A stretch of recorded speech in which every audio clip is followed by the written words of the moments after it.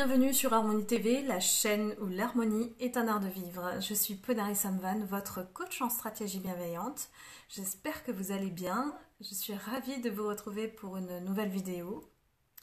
Nous abordons le dernier chapitre de l'année 2020 et puis en général, nous faisons le bilan.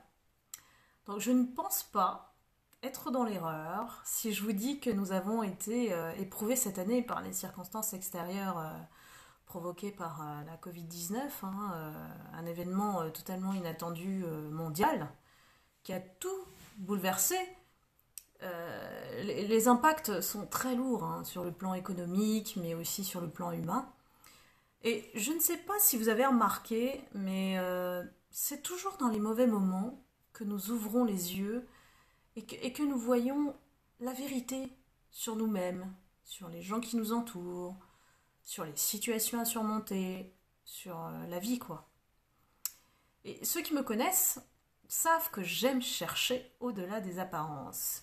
Je suis un peu comme le détective pour comprendre l'inexplicable, notamment à travers la spiritualité, qui n'est finalement qu'une prise de conscience de notre être vis-à-vis des autres.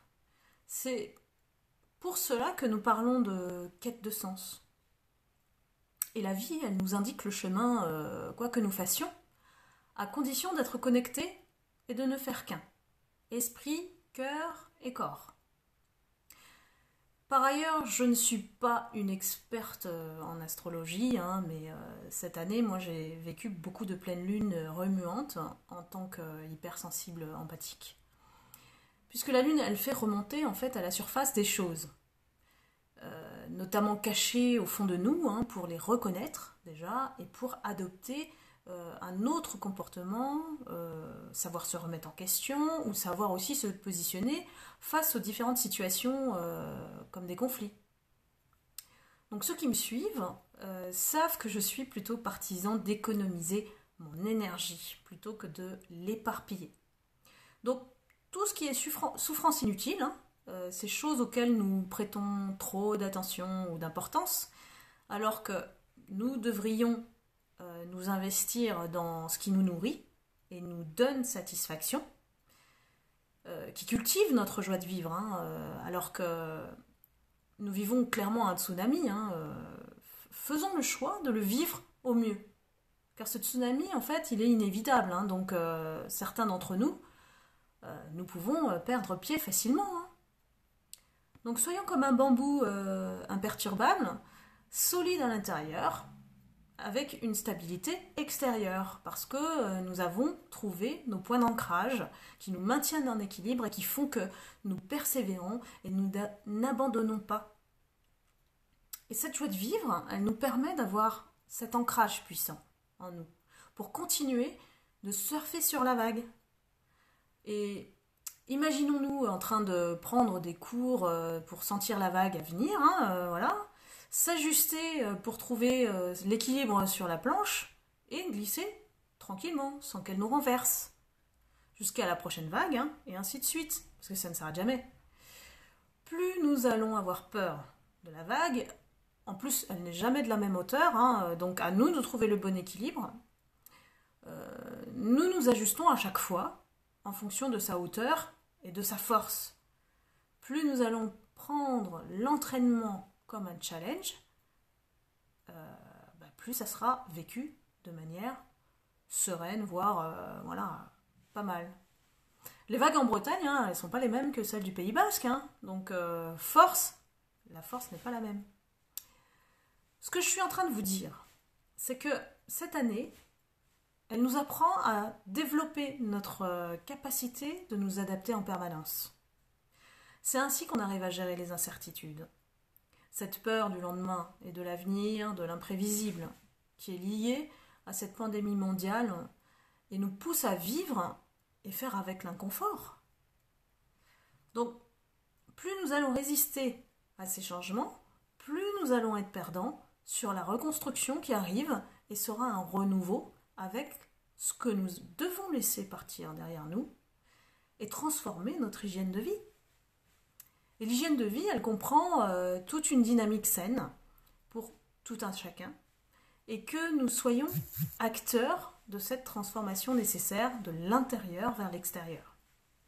Donc si nous prenons de la hauteur, nous comprenons que le changement entraîne une déconstruction permanente des certitudes et des connaissances antérieures. Nous faisons face à une obsolescence de plus en plus rapide des informations. Ce changement nous inscrit dans un monde de précarité avec une recomposition permanente, des interactions de plus en plus nombreuses et puis pas faciles à identifier non plus, et l'évolution des mentalités qui bousculent les systèmes de valeurs, les façons de penser et d'agir. Et les choses ne se passeront jamais exactement comme nous l'avons prévu. Cette année, c'est un véritable défi d'abord individuel, mais aussi collectif. Nous sommes dans la même bataille dans cette pandémie. Donc, cela nous amène notamment à identifier ce qui dépendra de nous et que nous pouvons maîtriser. C'est le niveau de certitude ou de la quasi-certitude qui est un point de repère ancré en nous-mêmes. Par exemple, cela veut dire que nous devons être capables de gérer nos émotions, mais nous ne sommes pas responsables de celles des autres. Occupons-nous de nous-mêmes et pas de ce qui se passe dans le jardin du voisin, si vous voyez ce que je veux dire. Donc ce qui peut nous échapper, partiellement ou totalement, comme les réactions des gens, la conjoncture, le climat, les décisions politiques, l'évolution des marchés financiers, etc. Ça, c'est le niveau d'incertitude. Et ça fait prendre conscience de notre ignorance. Cela doit nullement nous empêcher de décider et d'agir.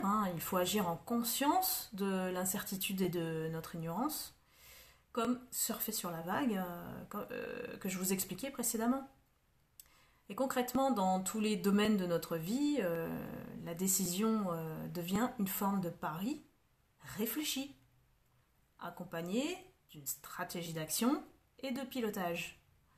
Donc se tromper, plus ou moins, dans une prise de décision n'est donc pas scandaleux, pas dramatique, c'est normal cette année. Donc arrêtons de croire que nous pouvons tout maîtriser et anticiper, c'est pas possible. À chaque fois, on doit revoir les choses et recommencer et nous adapter.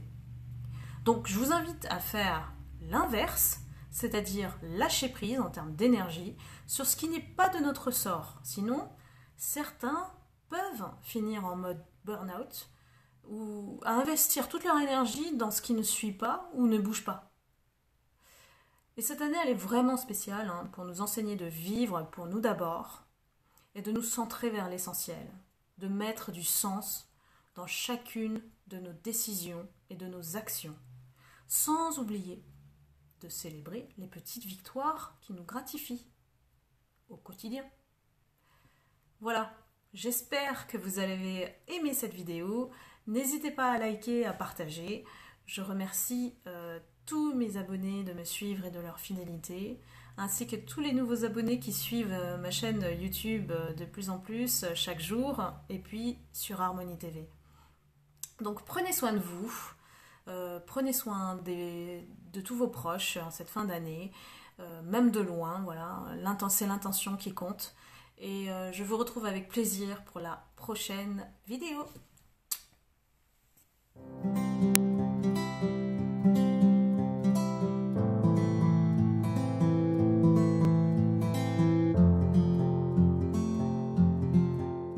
Música